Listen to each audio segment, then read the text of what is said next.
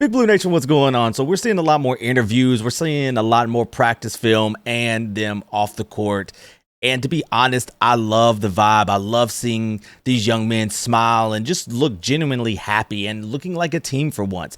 Last year, we're not going to really spend too much talking about them, but we know there were some issues. We won't go into detail, but this year it looks like they're ahead of schedule. It looks like they are pretty much bonding and being a team. You see it all over the body language, happy, clapping, being more engaged into practice.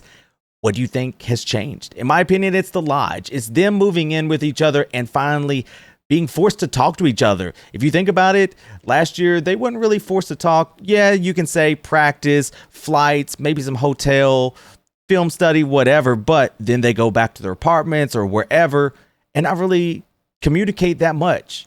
That's probably what, 6 hours out of the day?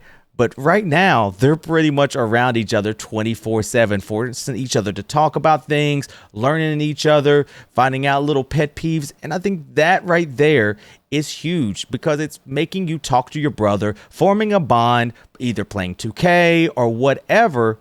And that translate on the court. That's going to help them. Stephen Peake said it a couple weeks ago on Kentucky Roll Call. Maybe a couple of those losses last year could have changed if this same scenario happened. If they were a little bit more team united, maybe last year's team could have stayed in the Lodge during the summer and, maybe a couple of those losses turn into wins because they know each other better. And I agree. I wholeheartedly agree. So I want to hear from you all. What do you think?